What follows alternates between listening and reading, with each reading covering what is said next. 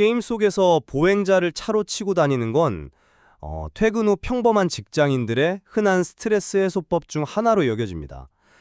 하지만 그 가상범죄의 대상이 아동을 향한 끔찍한 짓으로 바뀐다면 어떨까요? 똑같이 실제 피해자가 없는 픽셀과 코드의 조합일 뿐인데 왜 하나는 1000만 장이 넘게 팔리는 가벼운 오락이고 다른 하나는 생각하는 것조차 끔찍한 절대적 금기일까요? 디디베이트에 오신 것을 환영합니다. 오늘 우리는 이 치열한 사고 실험을 통해 우리가 막연히 당연하게 여겼던 도덕적 잣대가 얼마나 자의적인지 파헤쳐 보려 합니다. 저는 두 가상범죄 사이에는 행위자의 내면적 도덕성 훼손과 대상의 특수성이라는 명확한 차이가 존재하므로 가상아동범죄는 가상살인과는 달리 도덕적으로 철저하게 금지되어야 한다는 입장입니다. 네, 저는 전혀 다른 각도에서 이 문제를 봅니다. 감정을 배제하고 논리적으로만 따져본다면 이 두 행위를 다르게 취급할 근거는 사실상 제로에 가깝습니다.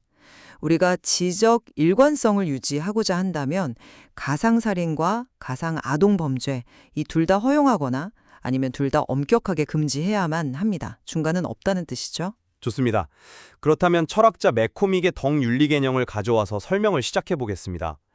아주 쉽게 말해서 덕윤리란 우리가 어떤 행위를 즐길 때 그 행위 자체가 우리의 내면을 어떻게 형성하고 또 망가뜨리는가에 초점을 맞추는 겁니다. 평범한 학부모나 직장인들에게 가상아동범죄에 대해 물어보면 굳이 복잡한 철학을 들이밀지 않아도 즉각적이고 본능적인 혐오감을 느낍니다. 이 혐오감이야말로 그 행위가 인간의 내면을 타락시킨다는 걸 보여주는 훌륭한 방어 기제입니다. 반면에 가상환경에서의 살인은 뭐랄까 물론 잔인해 보일지 몰라도 결국 게임의 규칙 안에서 이루어지는 스포츠나 경쟁의 즐거움에 가깝습니다. 그 본능적 혐오감이라는 감정적 반응은 충분히 이해합니다. 하지만 방금 말씀하신 경쟁의 즐거움이라는 논리에는 좀 큰 구멍이 있습니다. 체스판에서 상대의 말을 잡을 때나 배틀필드 194 같은 전쟁 게임에선 확실히 규칙이 있는 경쟁의 산물이 맞습니다. 그런데 전 세계적으로 대히트를 친 GTA 같은 게임은 어떨까요? GTA요? 네. 플레이어들은 그 안에서 엄청난 자유도를 누리며 쾌락을 얻습니다. 길거리를 걸어가는 무고한 민간인을 차로 치거나 무기로 학살하면서 말이죠. 거기에 무슨 정당한 경쟁이 있습니까? 왜 대중은 GTA에 살인을 할 때는 직장인들의 가벼운 스트레스 해소라며 웃어넘기면서 유독 한쪽 범죄에 대해서만 도덕성이 파괴된다고 착각하는 걸까요? 저는 이것이 본능적 혐오감이라는 이름으로 예쁘게 포장된 지적 편견에 불과하다고 생각합니다. GTA의 사례를 들어주시니 제가 짚고 넘어가야 할 부분이 더 명확해지네요. 하지만 길거리의 성인 민간인과 아동은 전혀 다른 선상에 놓고 봐야 합니다. 아동은 스스로를 방어할 힘이 없고 순수하다는 특별한 지위를 가집니다. 특정 약자 집단만을 의도적으로 표적으로 삼아 해악을 가하는 행위는 무작위적이고 파괴적인 가상폭력보다 행위자의 도덕성을 훨씬 더 깊고 치명적으로 타락시킵니다. 직장인들이 아무리 퇴근 후에 분노가 쌓여 있어도 무의식적으로 지키는 선이 있는 겁니다.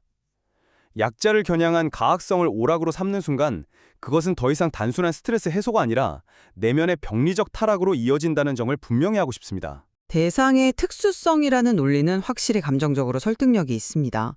하지만 여기서 학자 레비가 제기한 아주 날카로운 역설을 짚고 넘어가야 하겠습니다. 레비의 지적을 쉽게 풀자면 현실의 통계 데이터는 우리의 통념을 완전히 박살낸다는 겁니다.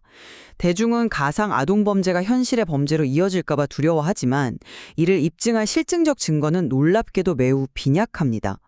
오히려 방금 우리가 가벼운 오락이라고 불렀던 폭력 게임, 즉 가상 살인이 현실의 공격성과 폭력성을 높인다는 심리학적, 사회학적 연구 결과는 차고 넘치죠. 현실적인 피해 가능성을 말씀하시는 거군요.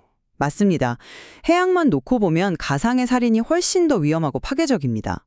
여기서 극단적인 사고 실험을 하나 해보죠. 어떤 게임이 아동만 표적으로 삼는 게 아니라 성인, 노인, 아동, 할 것 없이 모든 연령층을 대상으로 무차별적인 범죄를 저지를 수 있게 자유도를 열어두었다고 칩시다. 특정 집단을 겨냥한 것이 아니니 방금 말씀하신 논리대로라면 이건 일반적인 스트레스 해소용 오락으로 허용되어야 합니까? 학부모들이 이 논리를 들으면 경악할 텐데요. 레비의 데이터가 보여주는 역설, 그리고 그 극단적인 사고 실험은 확실히 우리의 윤리적 직관을 흔드는 예리한 지적입니다. 가상살인에 관대한 우리의 태도가 현실의 공격성 수치 앞에서는 꽤나 모순적이라는 점은 무시할 수 없군요. 하지만 현실의 통계 수치만으로 내면의 도덕적 타락이라는 본질적 문제를 완전히 덮어둘 수 있을까요? 통계에 당장 잡히지 않는다 해서 특정 대상을 향한 금기된 상상이 인간성을 갉아먹지 않는다고 단정 지을 수는 없습니다. 다만 가상의 살인은 쉽게 눈 감아주면서 다른 가상 범죄만 특수한 이유를 들어 막으려는 저의 덕윤리적 방어에 일부 논리적 맹점이 존재한다는 점은 받아들이겠습니다. 그 모순을 정면으로 마주하게 되면 우리는 훨씬 더 거대한 질문과 싸워야 합니다. 만약 지적 일관성을 지키기 위해 두 가상 범죄를 모두 논리적으로 동일하게 취급해서 금지해야 한다고 결론 내린다면 우리는 게임을 넘어 대중문화 전반을 도덕적 심판대에 올려야 하거든요. 아주 중요한 포인트입니다. 당장 우리가 주말마다 넷플릭스 같은 곳에서 즐겨보는 영화나 드라마가 떠오르네요. 영화 펄프 픽션처럼 살인과 유혈이 낭자한 장면들을 미학적으로 포장한 작품들이나 아예 연쇄살인마가 주인공인 드라마 덱스터 같은 대중문화는 어떻게 해야 할까요? 평범한 사람들이 이런 컨텐츠에 열광하는데 이것도 도덕적으로 타락한 행위를 보고 일괄적으로 금지해야 할까요? 어떤 사람들은 영화는 그저 수동적으로 보는 매체고 게임은 능동적으로 버튼을 눌러 조작하는 매체니까 다르다고 핑계를 대며 이 모순을 피해가려 할 겁니다. 하지만 본질적으로 끔찍한 가상의 범죄를 엔터테인먼트로 소비하고 쾌락을 얻는다는 점에서는 완벽하게 동일하죠. 우리가 진짜로 분노해야 할 대상이 무엇인지, 우리의 잣대가 얼마나 선객적인지 다시 생각하게 만드는 대목입니다. 정말이지 묵직한 화두가 아닐 수 없습니다.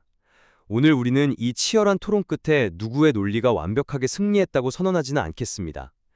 다만 우리가 그동안 아무런 의심 없이 즐겨왔던 오락거리 이면에 얼마나 복잡하고 때로는 자의적인 도덕적 잣대가 숨어 있었는지 깊이 있게 조명해 볼 수 있었습니다. 네, 맞습니다. 윤리적 직관이라는 것이 항상 100% 논리적이거나 일관적이지는 않다는 점에서부터 진짜 이해가 시작되니까요. 청취자 여러분도 오늘 저희의 논의를 바탕으로 일상에서 마주하는 컨텐츠와 스스로의 도덕적 기준을 냉정하게 다시 평가해 보시길 바랍니다. 이 논의에는 우리가 앞으로 계속 탐구해야 할 더 흥미로운 질문들이 많이 남아 있습니다. 끝까지 함께해 주셔서 감사합니다.